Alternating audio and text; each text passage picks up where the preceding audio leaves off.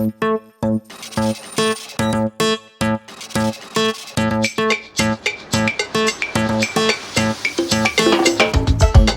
and welcome everyone to the Capitalmind podcast.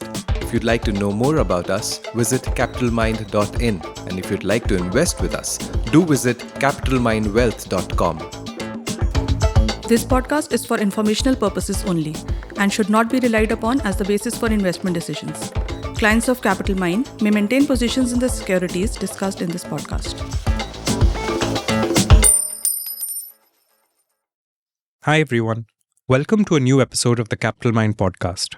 In today's episode, we take a look at Sebi's analysis of F&O traders, where Sebi pointed out that over 90%, in fact something like 93% of individuals lost money trading in F&O over the past few years.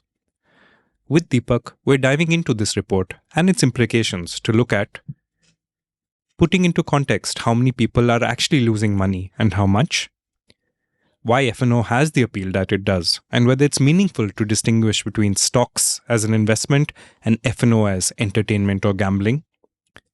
Is F&O just a wealth transfer from simple lower-income folk to Indian prop firms and US hedge funds? What F&O can teach you and why it matters? Why it's a terrible idea to restrict F&O to just hedging? What Sebi's new rules on F&O are likely to achieve? So do listen in to see what Deepak has to say.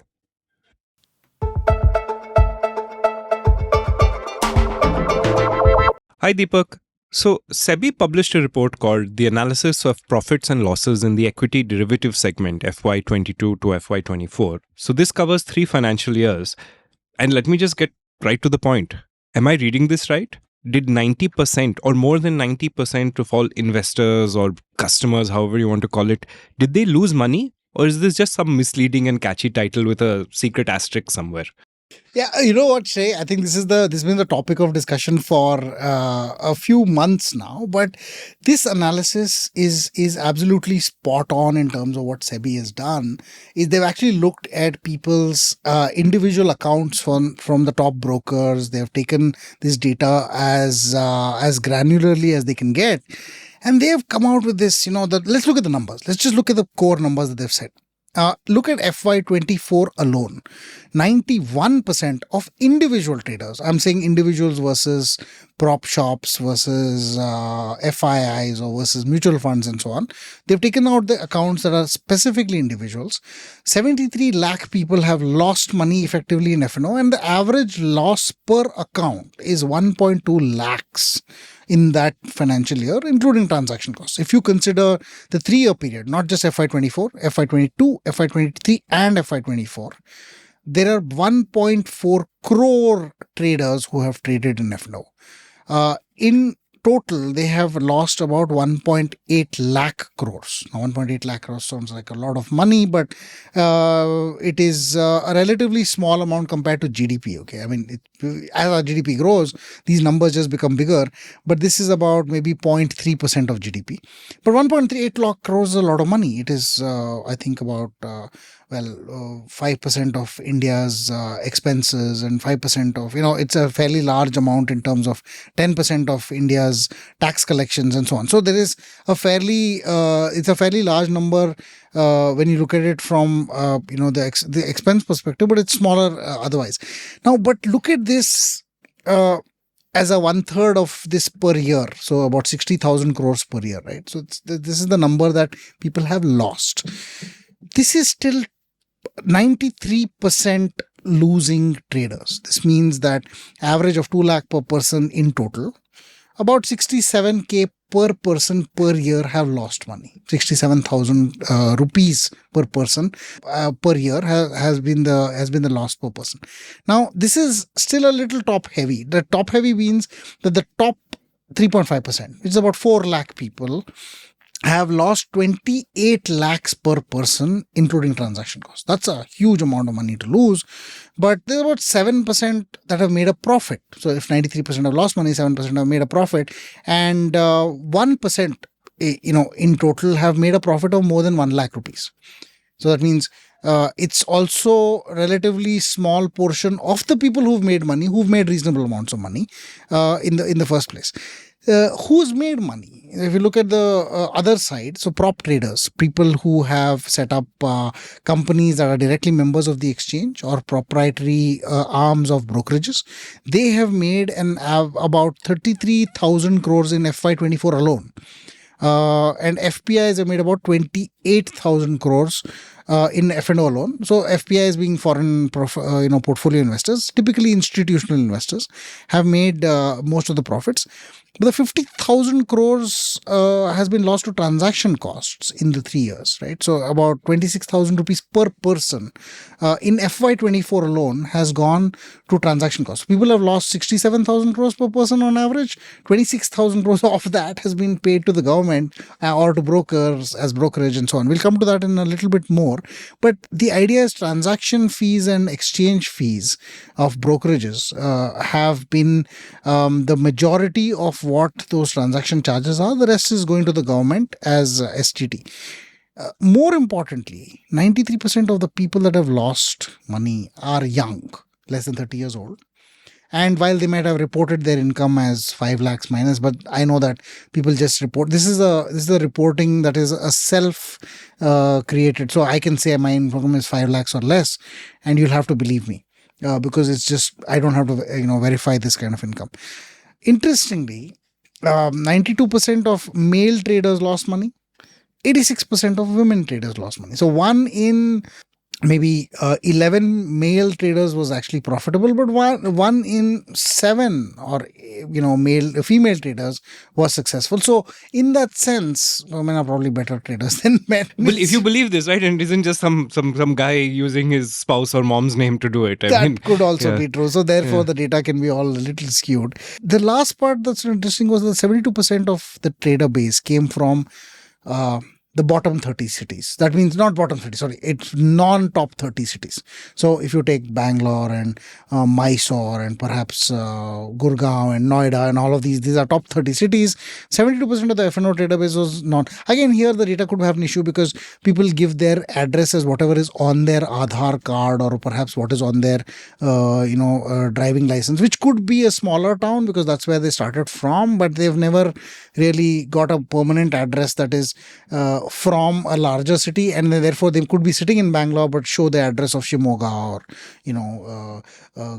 some Jalalabad or something like that, which is basically they're still in the top 30 city, but they're recorded as being a non-top 30 city trader.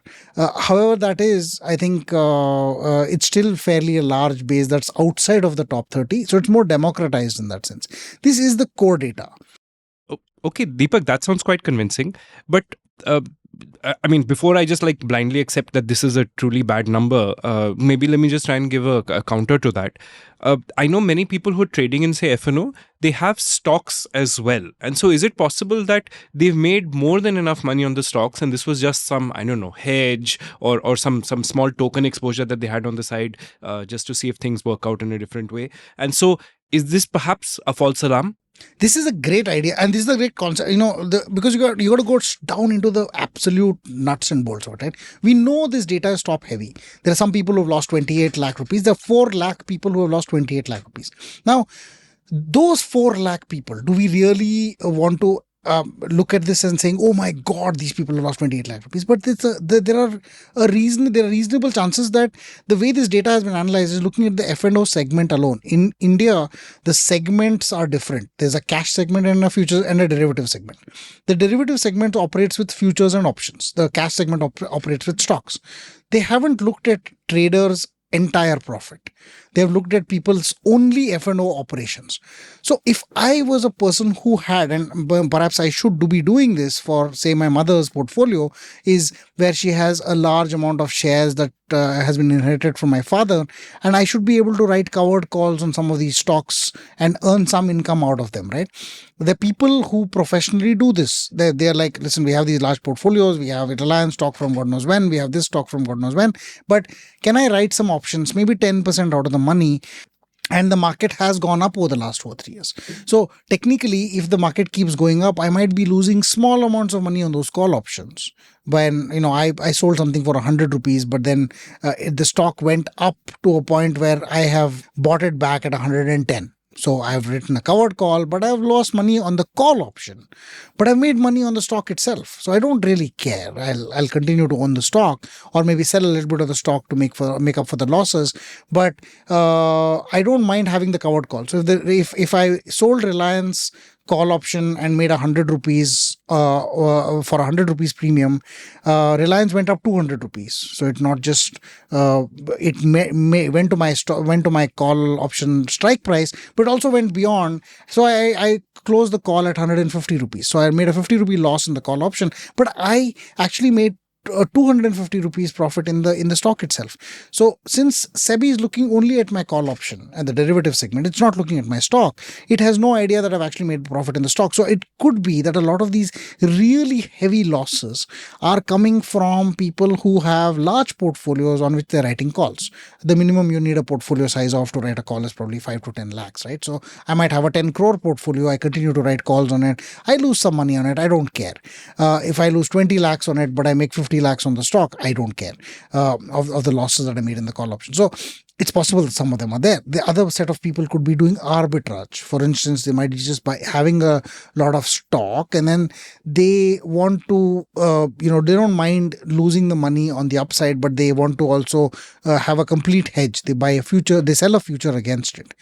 Arbitrage is fairly big. Arbitrage is probably about, 100 to 150,000 crores of arbitrage happens in the market every year. Most of this is done by mutual funds, but a lot of high net worth individuals also do arbitrage as a way of earning money from their cash portfolios.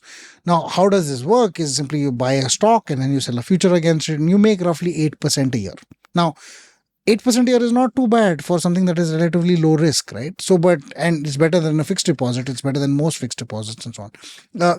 If you did this, you might actually lose a lot of money on the futures simply because the market has gone up. But you make it in the stocks and you actually sell the stocks and recover the money. You close the futures and make the money. If I look only at the futures part of the portfolio, I will look like, oh my God, you've lost so much money. But if I look at the cash portion plus the future portion, you've made 8% a year. So this is also another reason why you might say, listen, the HNIs who do this are counted as loss-making HNIs on the futures segment, but they're not actually loss-making. So we've got to eliminate this. How much is this? Is a significant part of the population. Now, I know a few traders who have enough stocks in F&O. Right. And for some of them, the F&O is a hedge. But for most of them, the F&O is just pure blind speculation. So I don't know if this is a significant part of the population. And SEBI has not done any cross-referencing work around this. I am personally probably one of these profit-making people. I'll tell you why. Because about 3 years ago, I bought this long-term Nifty call option. Which was, I think, December 2024 or 2023 expiry or something like that. And you could do that. You can buy something that is like 3 years away and all that stuff. And I just let it be. And last year when I saw this and I said, oh my God, what do I have? Why do I have this thing in my portfolio? Let me square it off. I squared it off and I made a 77,000 rupee profit. Just one lot of the Nifty. So it's not meaningful enough. But congratulations on this. It's a fairly decent this thing. But think of people like me who've dabbled in this one thing for the heck of it. Forgot about it, or and suddenly said, oh my God, what am I doing with this thing? Let me get out. I made a profit, but there's good chances people did this and made a loss. And those are dabblers who've made this 5,000-10,000 rupee kind of a loss, figured out it's not for them and walked away. So, this data consists not of people who are professionally doing F&O for a living or doing F&O with a reasonable amount of money, but they're the dabblers, they're the hedgers, they're the arbitragers. And all these people don't really combine into people that you should be majorly outraged against. The fact that I made a 77,000 profit on an odd trade does not make me a professional long-term option trader in the Nifty that, if there were so many of me, that Nifty should be looking and saying, my God, we have these great option traders for the long term. Similarly, if a person has lost 5 or 10,000 rupees dabbling in options, it's just a little speculation that people have done on the side and perhaps not meaningful enough for us to. So it's like, this data contains everything and we should eliminate the things that should not worry us, right? So to the extent that they do this in F&O, they've done this in stocks as well. People have gone and bought, some random stocks all over the place.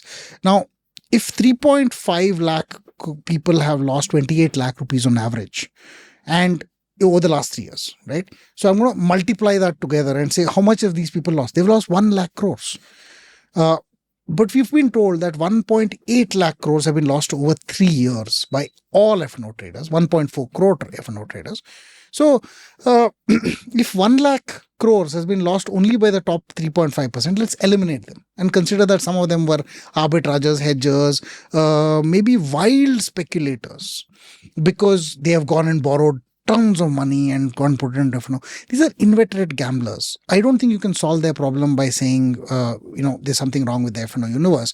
They will gamble on anything. So let's assume that these people are not something we want to address in the first place. Your problem is the remaining 80,000 crores that was lost, right, by 1.4 crore people, or by about, X number of people, 75,000 crores or 73,000 people. Adds up to roughly about 73,000 rupees per person.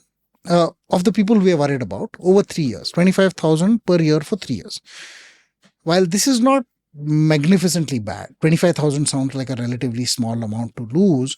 It is still, for a person who's under 30 in a B30 city, likely to be 1 month of income at least. So I think we should be worried about that from an absolutist perspective, saying, okay, why are people losing a month of income to something that is reasonably, that is derivatives or speculation, and why are they only losing? And that is, I think, a bad thing, but not as bad as perhaps it's made out to be with the large numbers of 1.8 lakh crores and so on. So we should be worried about this 25,000 rupees a year loss by a person in the B30 city being prevalent, because it's a fairly large population, 1 crore people nearly that have lost this much.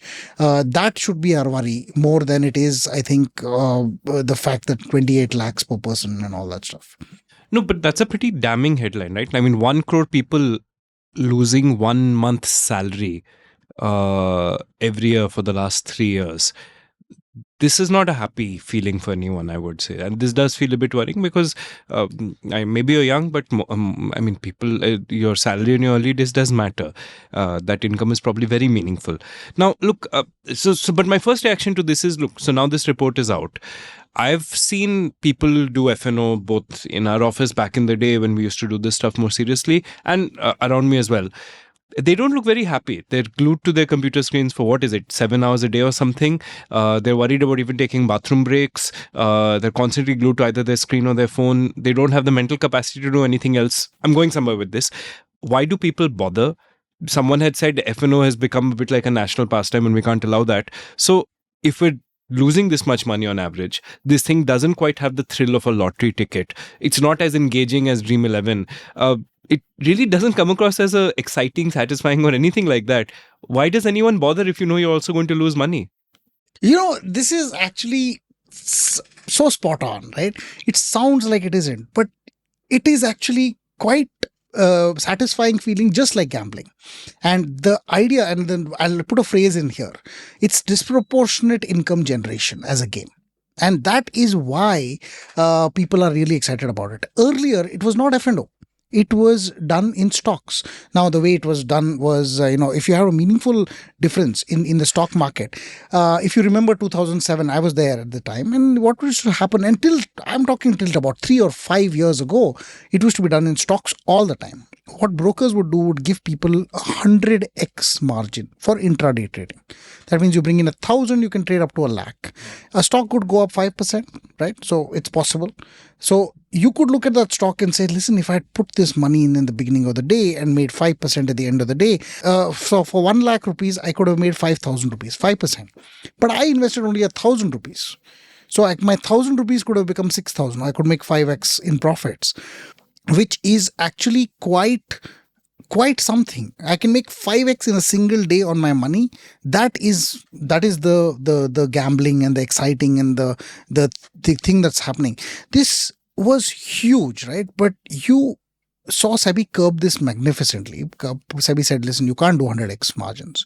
You have to do only 5x leverage. So that means if you bring in 1,000 rupees, then I'll give you 5x margin, which is 5,000 rupees, and then you can do whatever you want with that stock, and then maybe it goes up 5%, and all sorts of stuff. So we'll come to why that isn't exciting anymore. But think of F&O as the replacement for this 5x return that you want on a daily basis, because it's easily possible in F&O. Now, how can this be possible? You might think the F&O was always there. Why has it suddenly gotten so much more popular? The thing that changed the game was in 2017 or so, the introduction of the weekly expiry.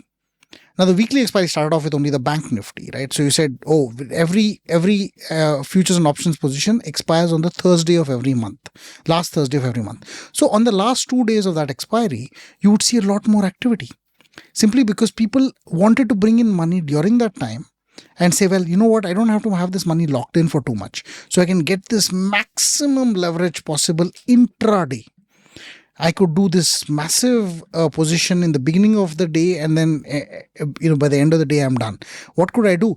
Because futures and options kind of converge to the cash prices during the expiry day, so I could go really heavy on buying nifty options or selling nifty options close to wherever the nifty is. Now, typically when you have an option, it trades a certain amount of money.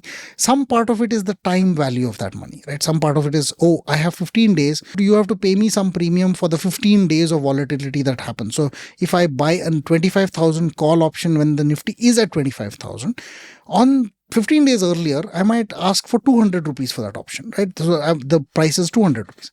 But on the day of expiry, you don't have that much time left. So you're trading it at 10 rupees. The same 25,000 rupee call option is trading at 10 rupees or 15 rupees or something like that. Now you're thinking, dude, if the nifty moves intraday just 0.5% on 25,000 is 125 rupees of a move. 125 points move makes your 15 rupees equal to 125. So you could actually get maybe not 125, you could get just even a part of it, and you make that 5x. So the intraday moves closer to expiry makes options really exciting. This was happening once a month. Now switch over to once a week. And suddenly people start getting excited, saying, I don't have to wait for the end of the month. I was taking a holiday on the Thursday of the month to trade this. Now, every Thursday I can do this. This started the ball rolling. And guess who the guy was who introduced Bank Nifty weekly expiries? Is the guy named Sundar, who's now the CEO of BSE. And the CEO of BSE at that time is now the CEO of NSE. Wait, really? Yes. Oh. So it's become a very complex tool. Because the weekly expiry started to really grow as a weed. Suddenly, because people started to realize that, I love this stuff. Then somebody, I won't name names here, but somebody started to think that, if we have a weekly Bank Nifty expiry on Thursday, why don't we also have a weekly Nifty expiry? Fantastic, but why should we keep it on a Thursday? Because people like to trade on the day of expiring instead of them having to trade Bank Nifty and Nifty on a Thursday. Why don't we move Bank Nifties to Wednesday and Nifties to Thursday? Fantastic idea. Then we switch over to this person becoming the CEO of BSE. And the BSE guy says, I did this at the NSE. Why can't I do it at the BSE also? So why don't we consider having the Bank X, which is the index in the NSE and the BSE for the banks itself, on Friday, and the Sensex expiry on a Monday. So, then NSE was like, come on, you can't get into my turf. They tried to introduce their Bank Nifty on a Friday, but these guys talked it over and said, guys, the pie has 2 people in it. Why are we fighting? Can we not do these things on different days? So now you have a Bank Nifty on a Wednesday, a Nifty on a Thursday, a Bank X on a Friday, a Sensex on a Monday. I'm just using number. I mean, these actual numbers may be slightly different, but there was now a Fin Nifty that suddenly happened to come in. Fin Nifty is like the Bank Nifty, except it has some more non-bank stocks. On a Tuesday. So if you are a person who's a gambler who could come in and say, potatoes, onions, tomatoes. I don't care. I'm going to trade them, right? So Fin Nifty, Bank Nifty, Nifty, I don't care. I'm going to just get in the morning, whatever's expiring today, 0 days to expiry. That's the new concept. It's not just India. It's popularized in the US as well, where you have 0 days to expiry options, 0 DT options. Very, very popular. You don't have weekly futures. So there is no pricing mechanism of a futures versus an option. You just have weekly options on the index. So every day you have a new expiry. This is fantastic. I come in the morning. I bet that the Bank Nifty will move 0.5% in my direction. I put this 1 rupee or 2 rupees per option and hope that it hit my 20 rupees per option at the end of the day. I could do it out of the money. So I'm thinking in my head that, the max I will lose is 1 rupee. And then I go and do this. Now, 25,000 rupees average losses are 2,000 rupees a month, right? If I lose 500 rupees a week, that's 2,000 rupees a month. 500 rupees a week is easy. I just walk in and I say, I'll bet my 500 rupees this week on this stock. If I'm doing this once a week, I could be doing 100 rupees a day, technically. And 100 rupees a day is, you can think about this as anybody in India is willing to gamble 100, 150 rupees a day to get that possibility that they could make that 1,000 or 2,000 or 3,000 rupees, right? So now you've got a massive, massive exercise, and it's managed now by influencers who are looking at this and saying, listen, I can make you rich. Here's the way you can put 10,000 rupees and make 1 lakh rupees. For a lot of people, 1 lakh rupees is a game changer for them. So they're like, okay, we can do this. You have people who keep pitching these ideas. Now, here's the interesting part. You could do the other side of this equation as well. If you're slightly have more money, instead of having the 500 and 100 rupees, what if you sold the options? To sell the options, you need disproportionately higher amounts of money. So you actually have something like, I think, for selling an option, you need 80,000 rupees.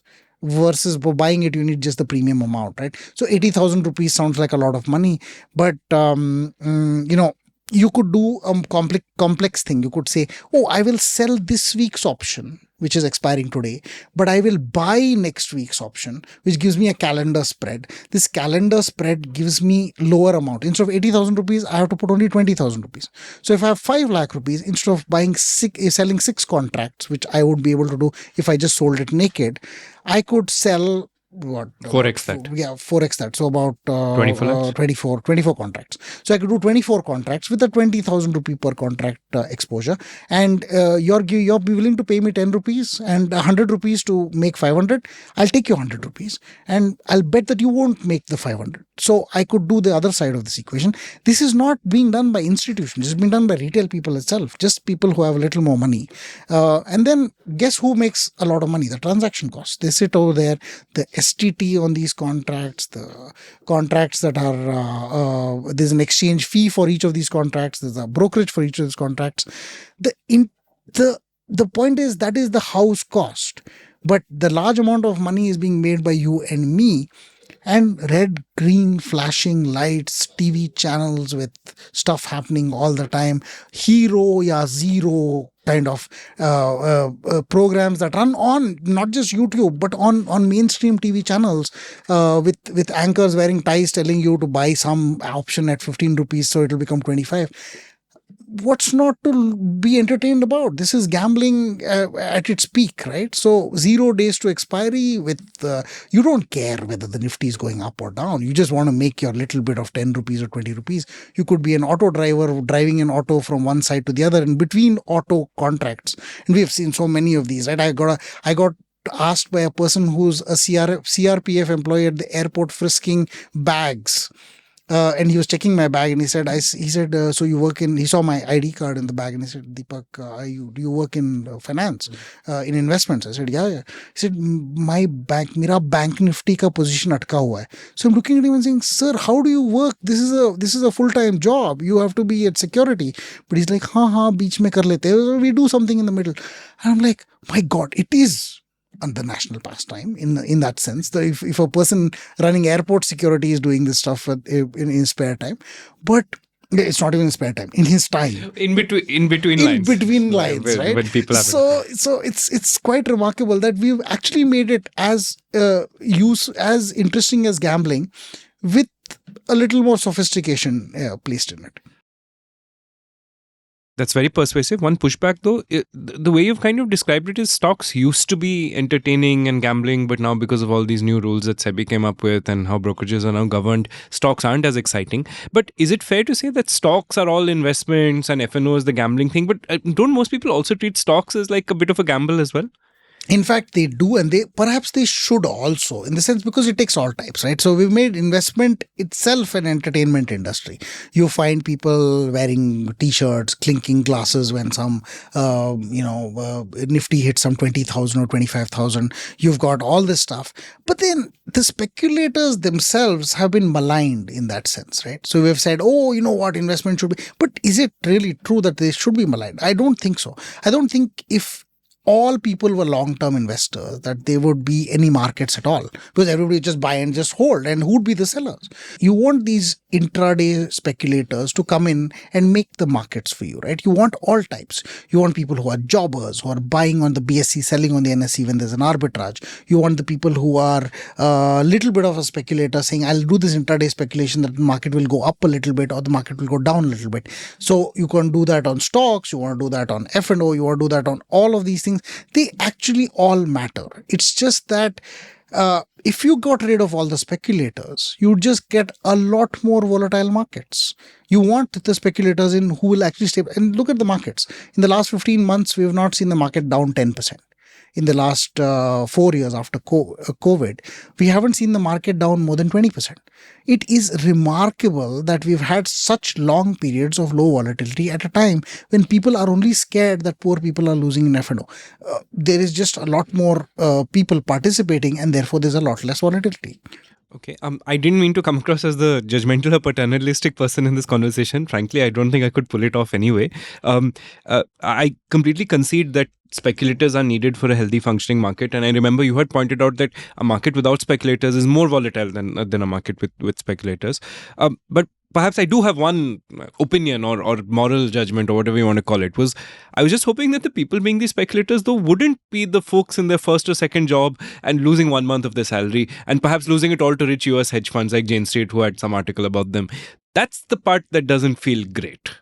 So, this is a good point. I think the way it was working in stock market itself, the stocks itself, non-F&O, was turning out to be this problematic thing where poor people relatively, and I've seen this in 2007 and 2008. I remember people walking in, and one guy was telling me this in 2008. He said, Deepak, the market has become very, very difficult to trade. I said, how was it last year? He said, in the morning I would come in, the market used to open at 9:55 a.m. 9:55 to 10:30. In that 35 minutes, he said, I would make 2 lakhs. The market, because I could come in the morning, buy literally anything, it would go up 2%. I would have this massive leverage. I would make 2 lakhs and I would walk away. By 11:30, I was having my cup of chai and this, whatever that thing, missile pav. That's what he used to say. Yeah, I should have my missile at this place. And by 3 o'clock, I would be back home. So I was like, you'd be done by 11:30 in the morning? He said, yeah, because, the whole market would trade like crazy and people would go mad. And he said, now I struggle for 5,000 rupees. And he was a jobber. He was the person who was just trying to speculate between the NSE and BSE, or sometimes just trying to speculate on his own capital. And, things moved. I said, what has happened really now? Sebi said, okay, well, reduce your leverage from 100x to 5x. So max you can do is 5x. You have to place 20% margin before you take any trade. Brokers used to give their customers margin funding, all sorts of things. So in fact, a lot of this has changed because now the margin funding has to come from brokers' own money, not from a complex situation of them trying to use other people's capital to give other people leverage. So it's been individualized in that sense. So if I have excess money in my account, my broker cannot use it to give someone else leverage for them to take intraday trades. It was allowed earlier. Now it's no longer allowed. They changed price bands. So small cap stocks can't move more than 5% a day. So a lot of stocks have trade only once a week. So some stocks trade on periodic call auctions.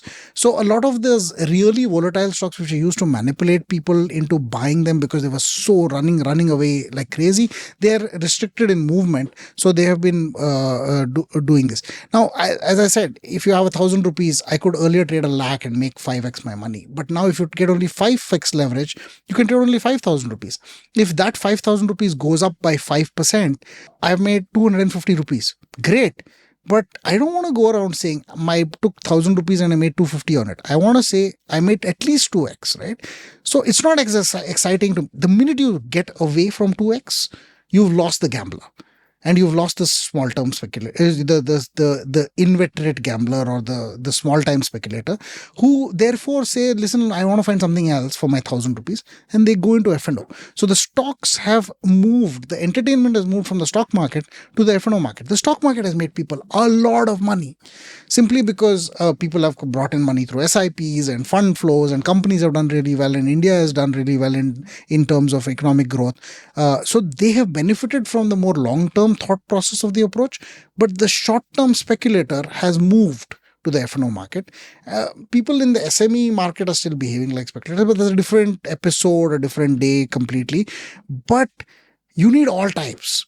You need the short-term speculators. They still exist in the stock market. So you can see this if you look at the stock market delivery volumes, many stocks trade only 30% delivery. That means it's only 30% of the people who've traded the stock who've held it till the end of the day. Most of them get out intraday. 70% get out intraday, right? So the delivery volumes are less than 100%. But you need those types. You need the long-term types who will buy and hold, the mutual funds and the institutions and all that stuff. You need the hedgers who will say, oh, this price is X at the BSE. Let's try and sell it here because it might go down from here. So I'm trying to hedge my exposure and all that stuff. Or buy a stock and sell the future, that kind of stuff. Or sell the stock and buy the future. Borrow the stock and sell it and all that. You need all those types. You need the arbitrageurs who bring the prices between the BSE and NSE together. All of these types make the market, and that's what allows the market to function. So you do need all of these types, but the inveterate small time speculator, which was the first time out of the job and I'm trying to make money in the markets, has moved from the stock market because of SEBI's rules to the F&O market, especially in index options. So now that since so many people are losing money, the same way that SEBI has come after the stock market and made stocks less attractive, isn't it now time for them to do the same over here? Or should they do the same thing over here as well? I think the evidence is damning in the sense you got 1 crore people losing 25,000 a year. That's a month's salary. And that's definitely time for them to act. One thing we have to realize is this is not a situation where one person's taking home all the profits. This is what happens in a gambling thing, right? The casino, the house makes all the money or most of the money. You know this and you still want to make the game fair. So gambling has certain rules. But here it's not like that. It's not like 1 or 2 people are making all the money. It is that there is a significant number of people that are making profit. They are playing against each other. It may be that you and I may both lose, but there are weeks when I will win big and there are weeks when you will win big. So there will be that enough feeling that we have made money. But here is the interesting point. People who bet on these, there may be people who bet against each other. I may be buying an option, you may be selling it, and you might make money sometimes, and I might make money sometimes. And there is a reasonable chance, and we've done this in the past, that if you play the game in a systematic, controlled way, that you will make a lot of money. And I'll go back to the casino thing. There is a way to play blackjack. If you play it correctly, if you play it with a formula, that formula will allow you to win in blackjack in the long term. So what is that formula? You count the cards. There is a way to count it, saying, you give certain cards a certain score, certain cards a certain higher score. And when the score is in a certain place, and you know the number of decks that are on the table, you can start betting bigger and bigger because you know that the dealer, because you're playing against the dealer will probably go out when there are more face cards in the pack. Now, this is actually banned.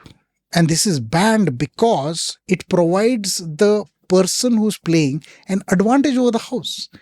This is banned in casinos. It was banned because Ed Thorpe, who was one of the famous investors, who should have got a Nobel Prize but didn't, first wrote a book called Beat the Dealer. He went and designed this program. There's a book on him called 21, a movie on him called 21. Well, that's about him. I think it's about Ed Thorpe itself. He wrote the system. He built the system of counting cards. The counting card system was made, and he went in, and of course, he was also a guy who made the first human wearable computer, by the way. He wore a computer to detect whether a roulette table was even slightly tilted so that he could figure out if there was a way to win at roulette as well. So he's done more stuff than just blackjack. So Beat the Dealer was a book that he wrote that changed the world of casinos. They actually banned him from a bunch of casinos, and they also changed the game so that people could not count cards as easily and made counting cards illegal, in the sense of you could be banned, you could be thrown out of a casino for counting cards. There is no equivalent in the stock market. Just pause. I mean, this is where I didn't read this part of his thing. I read that other book he wrote where he was nearly poisoned in one of these things, and so he gave up and said, I'll make my money in the stock market instead of the casinos. Yes. In fact, that is interesting, because in the stock market, having an advantage is legal. You can legally systematically play the game. How do you systematically play it? And there are lots of things that you can do. For instance, you're disciplined. If you're disciplined, that you know that people on average, most options are that are written tend to lose money. You want to be able to harness the potential of that probability, and then you play the game systematically, where saying, okay, I will write these options at these times, and then I will exit these options at these times, and I build a consistent framework to do this over a long period of time and make some money. You can. I think it is not a problem. The bigger problem in this game is temperament. Think of trading as a performance sport. All trading is a performance sport. Now, performance sport is like athletics, it's like cricket, it's like basketball, tennis, and so on. Your skill is one level, but your discipline and temperament are the ones that make you really win. It's not the best players that win all the time, but they are the best because they can play during stressful times very well. They have the discipline to practice every day for their life, control their diets, keep themselves healthy, and so on. And you have the right mental makeup to do this. Now, think about performance sports of any sort. How many people in the country make India's cricket team? They're probably 50, 60, 80 IPL players. How many people play cricket? Probably crores. Of those crores, only 100 or 120 make the top cricket performance leagues in the country. That sounds irrationally small. Less than 1%, less than 0.1%. But we're okay with that because cricket is a performance sport. How many people make it to an IIT? There are 11 lakh odd people who write the IIT JEE exam every year. There are probably 4,000 seats, 0.5% or less. So you're talking of extremely small percentages that win in performance sports, that win as in win big, right? I'm just saying that, at some point, nobody yells at people saying, why are you writing an IIT? Because on average, people lose money. People don't make the seat. Why are you playing cricket? Because on average, nobody can make the IPL teams, almost very few people. So why do you even bother? But enough people bother because enough people think that that's okay. Trading, you have a 7% chance, not a 1%, not a 0.5%, 7% chance of winning. This is massive. It is 7x the amount in most other performance sports. And if you think you're a performance sport, then discipline and temperament is what makes it. And we've made it. And we've seen this happen. There are basically very good ways to play this game that you can actually make money in. But you choose to gamble instead. That is your problem. You're on the loser's side. If you want to be on the winner's side, all you have to do is play the game in a much more disciplined fashion. If that's what it takes for most performance sports as well. It's not like, oh, I have a better tennis. I mean, of course, you need a certain amount of skill as well in tennis and cricket and all that. But beyond a certain time, it's a mental game. It's a game of skill. It's a game of practice. It's a game of discipline. If those are okay, then why is trading not okay? I just think it's fine that you have a 7% win ratio.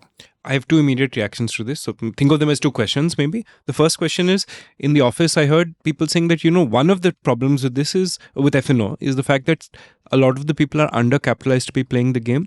So even though it's a game of probabilities and it's just a thing of discipline, if one person has 1 lakh and the other one has 10 lakhs, odds are the guy with 10 lakhs will just last longer because he'll survive one or two bad incidents and then still be able to play the game and will therefore prevail over the 1 lakh person in the long term. So that feels like a bit of a disadvantage that you've not really addressed. That, look, you don't really want your richer getting richer at the expense of the not so rich, right? I mean, in a design system, and to some extent in both the cricket and the IIT example, we've tried our best as a country to be a little more blind to means and allow people with raw talent to succeed. That was my first question per se. The second one is on the cricket and IIT comparison that you've made.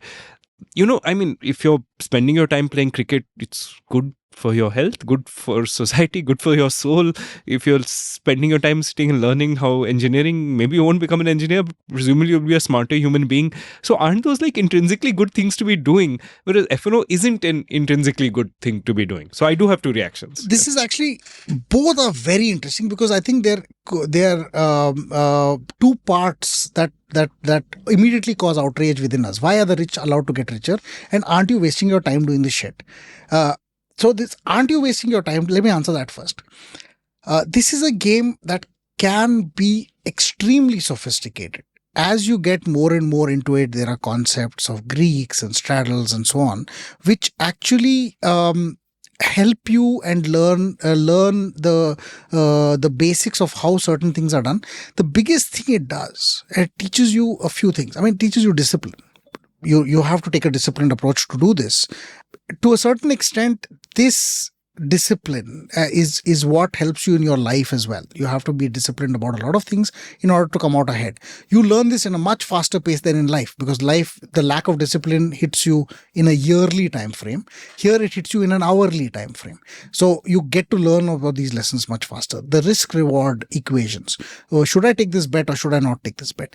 The fact that you can fail. Most of us go through school and college without having failed a single subject. Many of us do. So we don't understand failure. Here you fail half the time or even 75% of the time, and you quickly learn about failure. The biggest other thing that you learn about is life is about probabilities. It's not about certainties. In maths, if you go and do a certain thing, you get a certain answer, period. Maths is the worst thing to learn about life from that perspective, because in life, if you do a certain thing in a certain way, you will not get the same outcome even if you did it 10 times.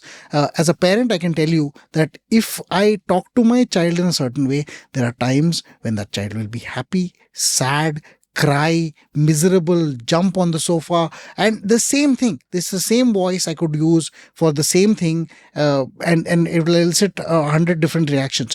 Life is not about certainties. It's about probabilities, right? So at certain points, F&O teaches you this more. Oh, Nifty was supposed to go up 0.5% because you know what? Iraq stopped some invasion of some Ireland and all that stuff. But guess what? The market has fallen. It's a game of probabilities. It was not certainties. It was even if there was a 20% chance it would fall, that means 1 out of 5 times it will fall. And it's not 1 out of the 5 times that you played that game. It's 1 out of the 5 times it happens in eternity. So you don't know of what point. So you learn this over a period of time. I think if you do this using discipline also, you learn about a certain way to fix things as well. So you go take something and then the reason to fix it, and I'll come to where the capital matters now, sometimes needs you to add more positions. That means if I took a position and then it went wrong, the way to get out was not to just reverse that position and take the loss, but to also set up another position that might allow you to balance out that risk and limit the total amount of loss while still allowing you a probability of making a profit at the end of the day. That means if the stock went, if you had written a call option, the stock went up, you're losing money on the call option. But let us say you said, oh, let me buy this certain other call option, which allows me that I will limit my loss to maybe instead of 100 rupees, I'll lose maybe 80 rupees. But there is a chance that instead of making 300 rupees, I make 200 rupees. So there's a lower upside but a lower downside. You can do this with options. There's a disciplined way to do this. We made this once. We made a mistake and we spent a month fixing it. We recorded this as a video. and showed how this over a period of a month, we did a bunch of new things on top of the thing that we had initially started off with to fix that position. I could show this to 10 people. 9 people won't do it because it's too much discipline. They're like, no, too much work. So if your education you're looking for, you will find that. If there's entertainment you're finding for, you will find that as well. I think the problem is the second part of that equation, that people have too little money, right? And let me come to that, in a point that happens. This game was never designed to be for starting people. So Sebi has, in its own long-term vision, created the whole F&O ecosystem in a certain way. And that certain way is designed to restrict trading to relatively richer people. And I say this because it's not just the fact that you have, F&O, futures, options and all that stuff. What were futures? Futures there's a lot size. That is a lot size of a minimum of 5 lakh rupees. It was 2 lakh to start with. It was in 2004. So it was 2. It was made 5 lakhs in 2014. And the idea over here was very simple, that if you have the ability to expose yourself to something like 5 lakh rupees, then you are sophisticated enough to play the derivatives game, which inherently involves leverage. It's the only way you can leverage yourself reasonably using anything. So, for instance, if you bought a future, you may have to put a margin down of only 75,000 rupees, but your exposure is of 5 lakhs, right? So what happens is, if the 5 lakh thing goes up 10%, you make 50,000 bucks. If it goes down 10%, you lose 50,000 bucks. But you have to have 75,000 bucks to play, probably a little more as mark-to-market margins. So you're relatively richer off in that sense. What has happened is that, because of options, a lot of smaller players have started to come in, because the same 5 lakh contract could be played with a small call option, which costs only, say, 5,000 rupees. So instead of 75,000 down and money for mark-to-market, I can have 5,000 down to buy a call option and no mark-to-market requirements, because it's the entire 5,000 that's going in. So people who have only 5,000 rupees can participate in a game that was designed for people who should have the ability to expose themselves to 5 lakh. Sebi doesn't like this inherently, but you have to understand that is the core of the regulation. It's like, it was never designed for starting people. It was never designed for a person to spend his whole 1 month's salary learning about F&O. And it's turned out that way. But what Sebi is going to do from here is just going to say, listen, if is 5 lakh rupees too little a barrier, we're going to increase it. Now they've increased it to between 15 and 20 lakhs. Specifically for index options, because that's where these games are being played. And they've made this game a little more expensive for people to reach. I think that is the number one thing that we have to learn, that undercapitalization is not just a fault. It is a violation of the system. It was never designed to be for undercapitalized people and all that. When I say undercapitalized, I mean anyone bringing less than 1 lakh rupees to the table in an F&O game is severely undercapitalized. I would wager that a lot of these people who come in and, these 1 crore traders, more than half of them probably bring in way less than 1 lakh rupees to the table, and they participate evenly because they're probably replenishing that from their monthly incomes every month, adding another 5,000-10,000 rupees and all that stuff. Some of the inveterate gamblers must be then borrowing and doing stuff. Now, the first part is, of course, that Sebi does not want you to, do this with too low capital. So it's obvious that it is meant for higher capital people. But the second point, and this is again something that I've learned over time, is that you could do the same mistakes you do with small capital with large capital. It's not automatic that, if I give you a lot of capital, you suddenly become sophisticated. It's like saying, I was thinking of this as an example. There used to be these old 50cc bikes called, Luna and TVS and all that stuff, which you had to, when you started those things, you just revved the accelerator as much as you could, because the thing would go at a maximum speed of 30 and it would take 15 minutes to get there. So you just revved it as much as you can and you walked. But if you give the same person a Kawasaki 750cc bike and he tried revving this up full, even on first gear, he'd probably hit like 80 kilometers per hour in less than a few seconds. And immediately after that, we have to write his obituary. So it's not the same way. If you play the same game with a more powerful, more capital, then you might end up losing, because in one case you can afford to lose the $1,000, but maybe you can't afford to use the 10 lakh rupees. So people play the game. If they play the game the exact same way, they're going to be the exact same kind of losers. And unfortunately, this is what attracts inveterate gamblers, right? So they're like, oh, if I just did this one more time, the same thing, because I'm playing for 10x wins. So I want 1,000% return, a 10x return on every trade. So if you give me 10 lakhs, I'm going to try for the 1 crore. Rather than me saying on the 10 lakhs, I can make even 2 lakhs and it's a great amount of money for me. That's just a 20% return. I don't want the 1,000% return. That would be the sophisticated player. The unsophisticated player is actually thinking, I can do 10x on 1,000, then I can do 10x on 10 lakhs as well. He plays the game the same way, loses all of the 10 lakhs, and that 10 lakhs is probably borrowed. And this is where the problem comes, because you're sitting there with a lot of people who borrowed money to play the game in an unsophisticated way. So, it's not like the sophisticated people don't lose, but you have the ability to limit your losses, so you can lose what you can afford to lose. But then the third thing comes in saying, what is this sophistication we're talking about? The sophistication we're talking about has the ability to say, listen, when you buy an option, you put 5,000 rupees down, that's fine. But to sell the option to receive the same 5,000 rupees premium, you may have to put 75,000 rupees down as margin. So it's a disproportionate game in that sense. The seller has disproportionately higher capital than the buyer. So you would automatically think, oh, then the sellers must be making most of the money. The answer is yes, they do.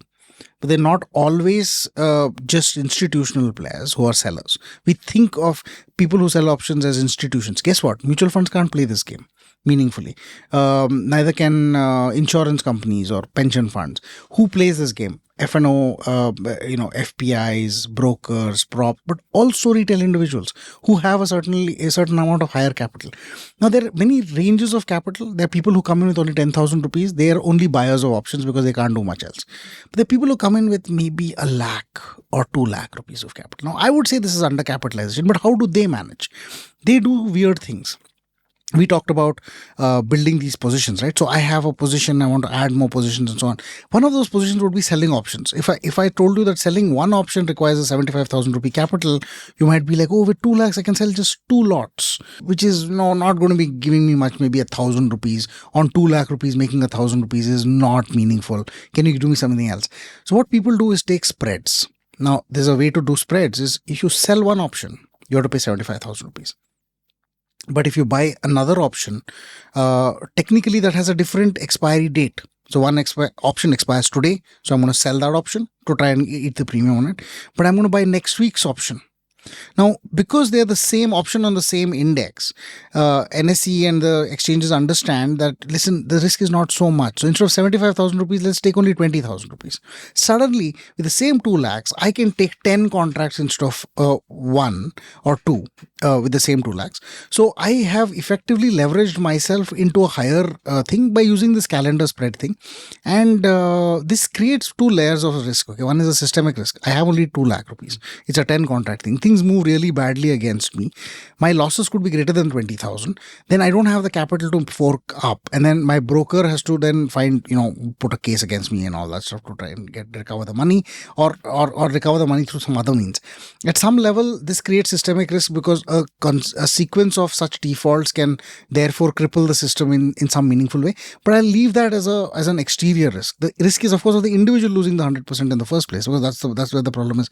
So this sophistication sometimes can be beaten by the fact that you have these complicated systems that increase leverage by providing these calendar spread benefits, which, by the way, is one of the steps, and I'll talk about it later, of what Sebi has done to reduce the F&O thing recently is to say calendar spreads in a specific circumstance don't apply. But what is the regulator trying to do in this case? He's just saying, listen, I need you to bring more money to the table. If you want to play this game in the madness way that you guys are playing it right now, it seems a little extreme and we're going to do this. So if you're richer, I don't care so much, because rich people can lose money. And that's fine with us. Unfortunately, that is the problem, really, because the regulators will always look at it and say, I can't be seen politically as not protecting the poor man or woman.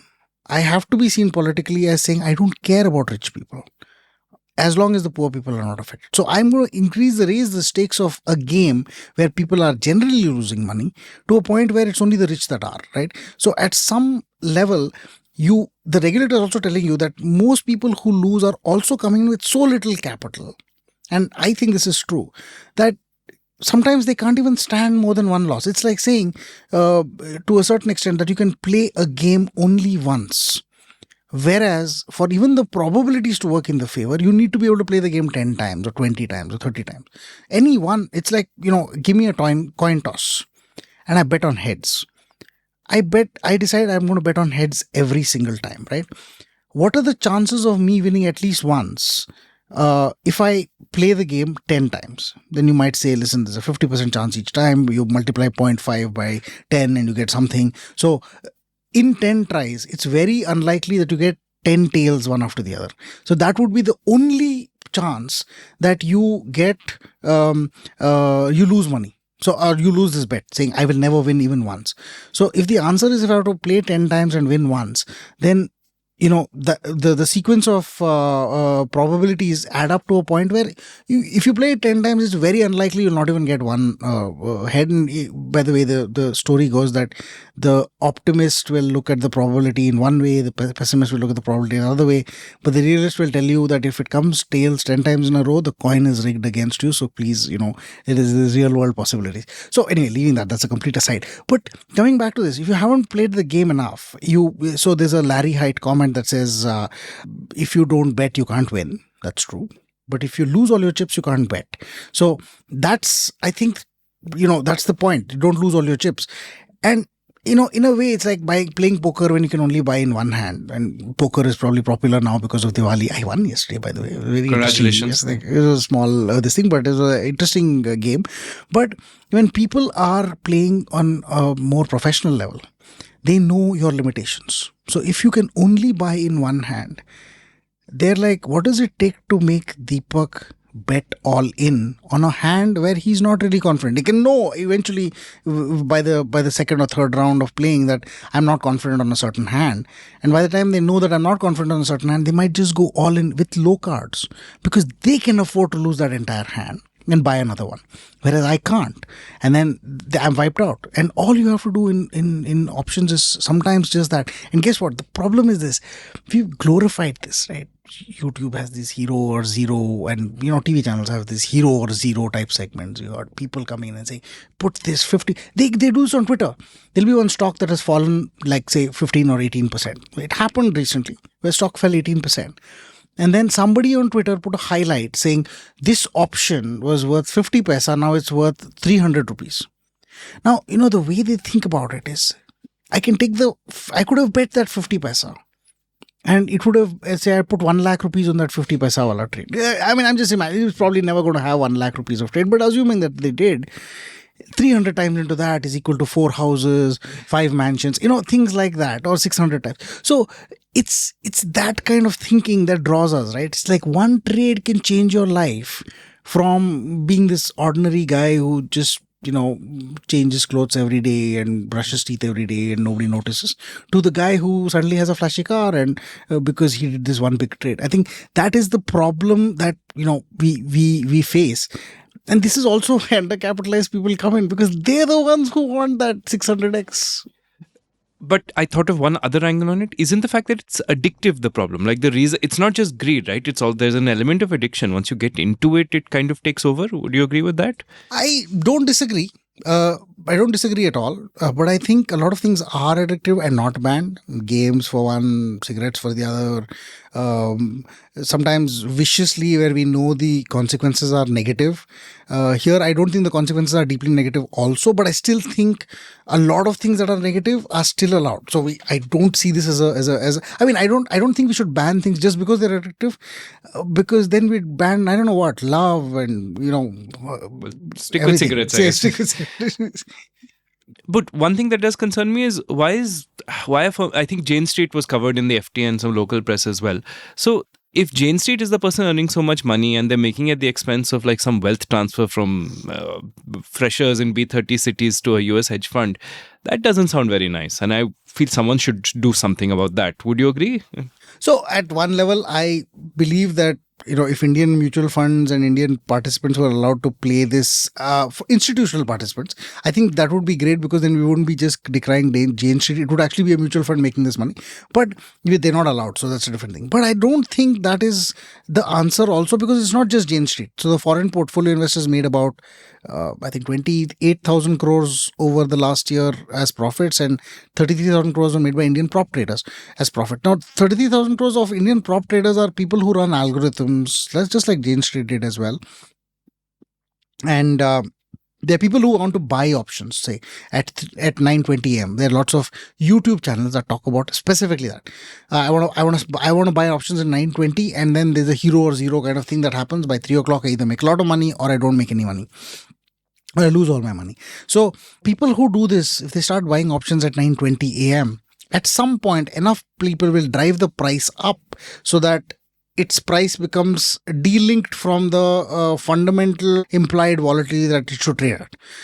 Who's going to be on the other side of this game systematically saying, listen, I think this is mispriced, because this particular set of options are priced differently from other sets of options. So I could take a counter trade on both of them and balance the hedge and hedge it out. So if I just did this on a regular basis, I find pockets where people are participating in meaningful quantities and just participate on the other side. I can make a lot of money even using an algorithm. I think that is what people want to do, and that's what I want to do as an engineer. I love anything that says I will make money for you while you sleep. So chances are I won't sleep, because I don't. But chances are, of course, that I would love to make such a machine that continues to make money for me for it forever. I love the fact that somebody has tried to do it and is doing it. They're probably not sleeping either, because they have to watch it all the time. But I think it's not the Jane Streets only. It's also Indian prop traders, many of whom are just individual traders that are really good. You have to think of this another way also. Once you become really good at this game, you want to reduce your transaction costs. You want to reduce your costs. You want to reduce your taxes. Playing F&O personally has a beyond 2 crore rupees of profit, 39% personal tax. Why would I not do this as a company where I pay only 25% tax, or as a LLP where I pay only 33% tax?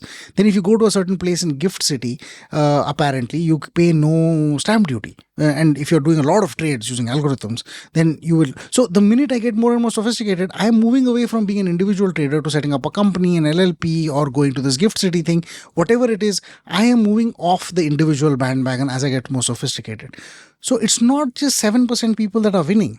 It's probably even 20% of people that are winning, just that the top 13% of these have shifted and become companies themselves. So I don't think this is a bad thing in that sense, right? So we may hate the Jane Streets, but if we were not allowed to become the Jane Streets ourselves for whatever reason, because they've stopped the Jane Streets tomorrow, I think then that would just be a bad thing for the whole market. Okay. Given that, given how, the argument you're making, who should I be upset with or disappointed with? There does seem to be something alarming here, but in a sense, you've talked me out of a lot of it. But is there anyone who deserves some level of criticism or disappointment? So I think three levels, and I think we hate the player sometimes. I don't think the story goes, hey, don't hate the player, hate the game. But I say, don't hate the game either. So it's just a game. You want to play... you want people to participate with the 7%, or like in my mind, I just talked about 20% success rate. Because more and more people that actually play this game, the market's getting A, more or less volatile, and B, you're giving chances to people who are relatively small. One of the most famous YouTubers was a school teacher, who of course talked a lot of stuff, sold educational packages and probably made a lot of money using that, and is trading as well, and then owns some fancy cars today. Everybody wants that for themselves, right? If I'm a small school teacher in a small town, I want myself to have a Maybach at some point. Not in Indian roads, but I don't know why. But anyway, it's just a different point. But the point over here is, I don't want to hate the player. I think they're participating in a performance sport, and every performance sport, you should just allow people to participate as much as they can, learn at some point that they have or don't have the skills, and try to be the best at what they do. I think the regulator gets a lot of flack here. Is it supposed to intervene? The answer is yes, it's done so. It's done so in stocks in the past. As I said, we've brought down the leverage so much that nobody meaningfully participates in intraday jobbing anymore on stocks in the same way. They should probably increase the cost and reduce the leverage in derivatives, increase margins, lot sizes. They've done a bunch of things that are specific, and we can go through each one of them. But one of the things that we do this from that perspective, they will also get a lot of flack for saying we are favoring the rich. But you can't win either ways, right? So you can't say that, anybody can play this game, but most of the poor lose money. So let them continue to lose money because I'll face flack. But if I make the game available only for the richer people, then everybody hates me saying I'm favoring the rich. So you're going to get hated anyway as a regulator. So you might as well choose the path that was, it was always designed for. Saying it was always designed for people who are relatively rich. So can we just keep going there over time? The next part is the players who help you get this game. Now, there are two that are obvious, which benefit a lot. Brokers made 33,000 crores in the last year. So 75,000 crores was a net loss. So 75,000 crores was total lost in FY24. Transaction cost is about 22,000 crores of that, right? So that's about roughly 25% of it as transaction cost. 11,000 crores of that 22 is just the brokerage alone. So brokers alone made 11,000 crores as a profit on their transaction cost. Sorry, not a profit, but a revenue from the brokerage and parts of others. So, for instance, exchanges and all that stuff made about 4,500 crores. So, half of it is brokerage, 20% of it is exchanges. Who is the others? The answer is the government. They made 30%, 6,500 crores. Was made through GST plus STT on all of this. So brokers paid 11,000 crores in revenue. They pay 18% on that. That goes to the government. Exchanges made 4,400 crores. They pay 18% on that, and that goes to the government. The STT goes to the government. So all of this added up was 6,500 crores. So yes, you financed, some scheme or the other by losing your money on this thing. So maybe you can take that as a small advantage. Should we hate them? They're just players who are selling the shovels in a gold rush. Maybe we should hate them at some level for making it easy. We should hate the YouTube influencers perhaps for making it more this thing. We should hate the TV channels for putting nice green, red, blue, yellow, all sorts of colors so that it looks like an entertainment casino rather than a sophisticated game. But I think hatred like this sounds meaningless. At some point, you can have a healthy distaste. For instance, when Amir Khan wore a yellow shirt and a yellow trouser, there was a scene, and I'm old enough to have remembered Rangila because it's probably before most of the people who are even watching this would be even born. But Rangila had this scene where this guy was wanted to impress this girl, and he wore a yellow shirt and a yellow trouser. I find that hilarious because at the time I was young, and I thought this is fantastic. And most people would have thought this is garish and horrible, right? So at some level, I don't want to hate the person who made the yellow trouser and yellow shirt in the first place. Even if I hated the fact that it's available as a piece of clothing for somebody to wear. So I just think don't hate. So should we target our hate somewhere? I think what we should do is really focus more meaningfully on understanding the leverage part of this game than trying to hate these individual players, though they are first on in our sights. Two questions.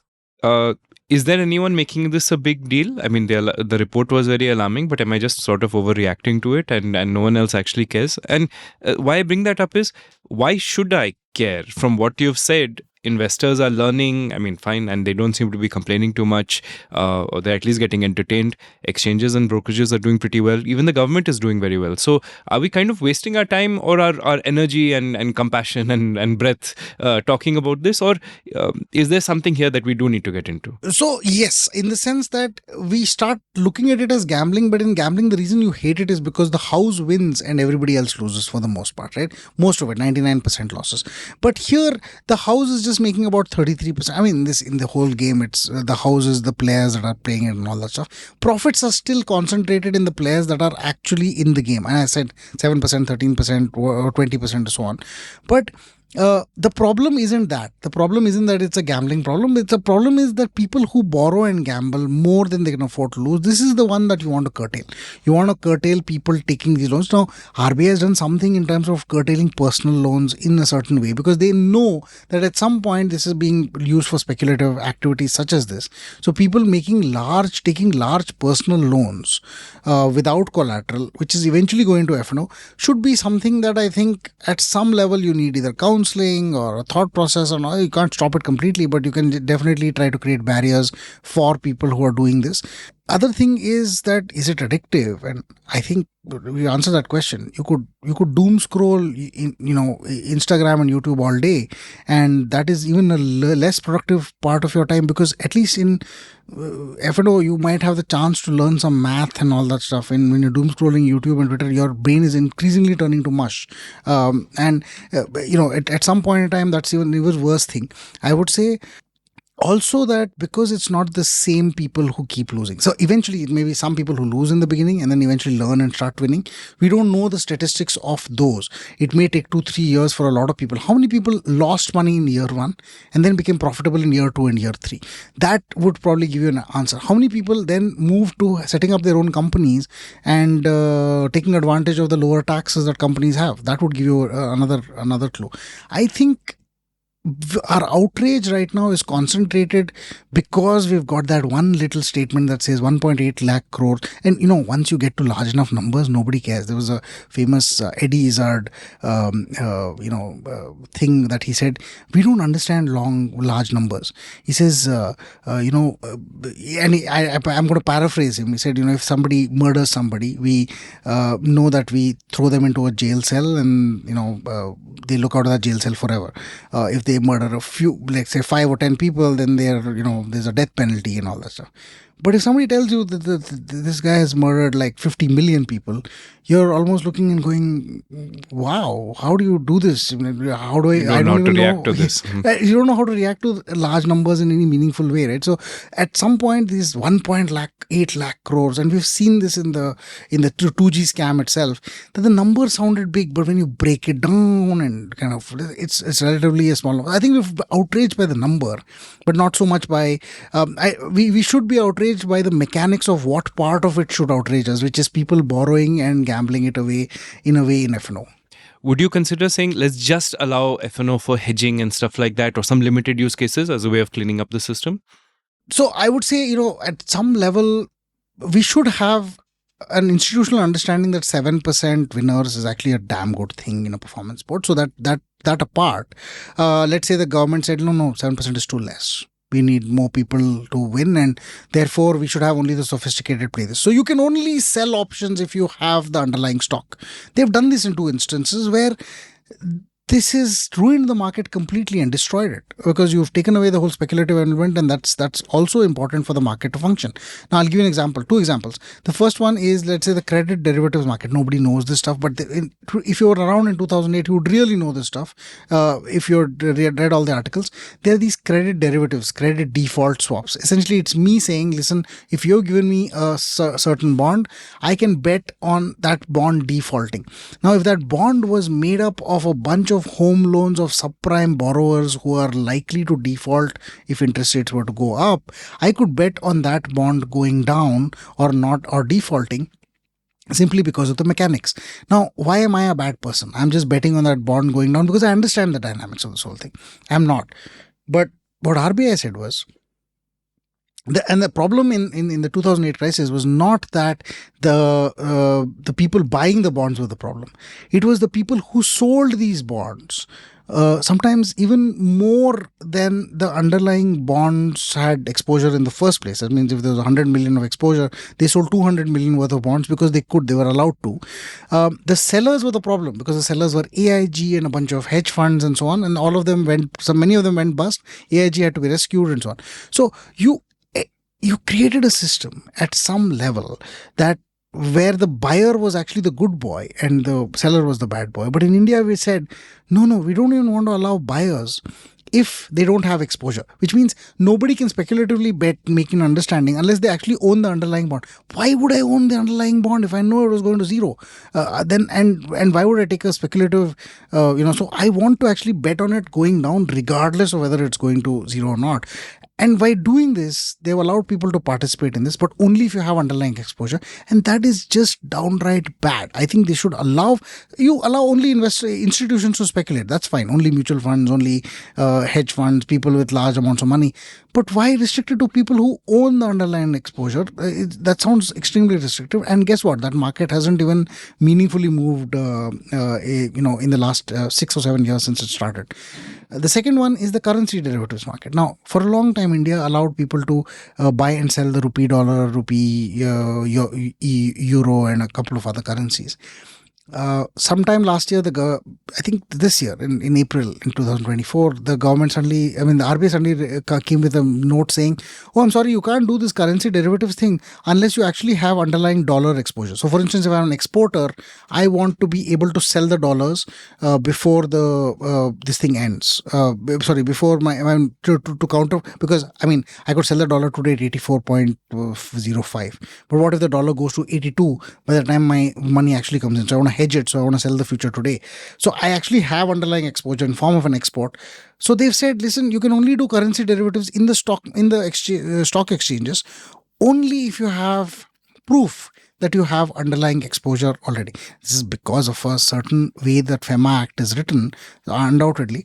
But by doing this one change, to moving people away from saying I could do currencies, futures and currency options without having to prove any underlying exposure at all, you've gone from the market being X to the market being 1/100th of X today. Nobody wants to trade that market or meaningfully trade that market anymore. So you can't trust the prices anymore. There's no real meaningful exchange rate on them. And to prove exposure, it's such a long winding process because you have to get your bank to endorse it. What's the actual level? Have you bought more or sold more than this? This is just bad behavior on the part of, I think, both the regulator and the government, because they should have changed and they should have allowed more freedom on this. They did allow more freedom on this and then backtracked on that freedom this year in April. So I would say both of these cases where the government decided this is exactly what you need to be doing because that is what we think is right for you is a terrible idea. This is over-regulation. And in a way, I think at some level, we should not be told I keep using this term, Tina Turner's, we don't need another hero, we don't need to know the way home, but that's true. We don't need our hand held all the way. I'm sorry, but we are more sophisticated than that. Don't become our grandfathers and our fathers. A nanny state is not acceptable in a growing India. And the only way we'll grow out of it is if we allow the freedom for people to both win and fail. My last question. So Sebi has indeed added rules and people say they'll be reasonably impactful. But could you go through a couple of the key ones and do you think it will actually change anything? I actually think that they're good because this is what a regulator should be doing. Instead of banning people from coming into the market, they're actually changing the rules so that only the leverage is concentrated in the hands of a few people. Of richer people, not a few people. But first thing that they've done is they've increased the lot size. This increases the amount of capital you need to bring to the table. So therefore, the sellers will have to bring in more capital. The buyers will have to bring in a little more capital as well. So you're going to get from November 20th this year onwards, I think the lot size will start to increase. So the Nifty was 25 shares per Nifty. Earlier now it's going to become 75. So everything is multiplied by 3 in that sense because the lot size has gone from 5 lakhs to 15 lakhs plus. The second thing they've done is reduce the number of expiries. Now there was, as I told you in the PD, there was a Bank Nifty expiry on Wednesday, then something on Thursday, Friday, Monday, Tuesday. They said, listen, one exchange, one index, one expiry per week. That's it. So you can do, Wednesday Bank X of the Sensex, Thursday Nifty of the NSE, Bank X of the BSE and the thing of the NSE, and that's it. So you can have only 2 expiries. So you change, in a way, the speculation from 5 days a week to 2 days a week. So that's what Sebi wants to do. And of course, the last week of the month is anyway heavily done because all the stock expiries and all that stuff happen at the last week of the month. So it's the other 3 weeks that they're going to reduce it in. They've changed the calendar spread rules. Like I said, instead of doing 75,000, you can do 20,000. They said, listen, you can do this every single day of the month except on that expiry day. That means on the expiry day, you don't get the calendar spread benefit, which means that people who are going mad trading these calendar spreads and selling contracts may actually have to change their strategy to sell it one day before, and even on that one day before, you don't get it on the same day. So you're going to have to need more capital. So it increases the capital. They have also changed layers around how some of these elements kind of perform with each other. The options part, I mean, there are a few more complex rules. I won't go through all of them, but what has happened really is, in effect, is it has reduced the amount of exposure to the 0 day to expiry positions, and it has increased the amount of money you need to bring to the table to participate. So in both ways, it has kind of restricted the system from growing too much as a weed in that sense. So what they haven't done, it's a good thing, is they haven't added things like, oh, you need to have a minimum so much income, 50 lakh rupees of income to participate. They haven't done that. Luckily, they haven't said you need. So in the US, for instance, to do any of these margin trades, you need to either have $25,000 in your brokerage account, or you need to pass some exam or demonstrate to your broker that this is it. Now, this is not a rule per se, but brokers have taken on some of these rules by themselves and said, this is what I'm going to ask you to do before you do any of this stuff. So this has, in a way, kind of not happened here. Luckily, we've not really done things like, oh, you need to pass an exam, you need to do this, you need to do that. So that way, it's a good thing. What it will result in an impact is that many of these F&O players who are really small, who don't have the capital, will go away. Many of the people the brokers and the government also, as a consequence, will earn a lot lesser income because we're expecting volumes to fall maybe 40-50% or lower. After November 20th, it'll start increasingly getting smaller and smaller over the time that it goes. I don't believe that this will be meaningfully bad, in the sense it will not make brokerages go into a loss, but they'll just earn lesser profits, which is fine in the overall scheme of things because a lot of them were earning ridiculously high amounts of profits anyhow. So it's just a balancing act, and then more competition coming.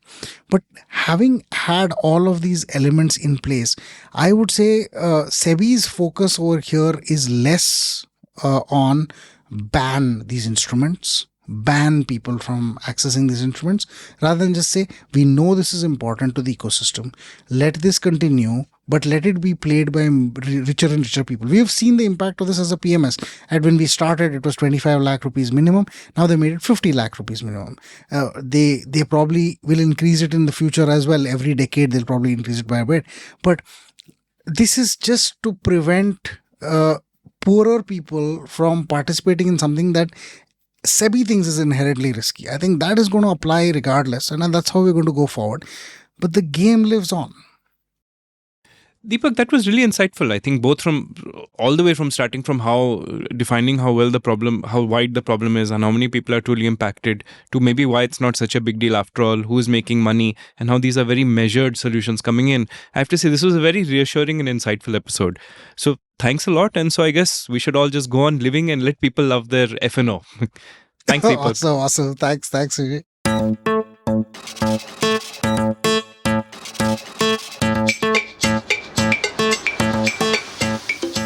Thanks for listening.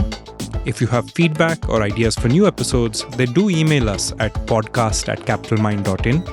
Otherwise, why don't you come and learn more about how we can manage your money at www.capitalmind.in.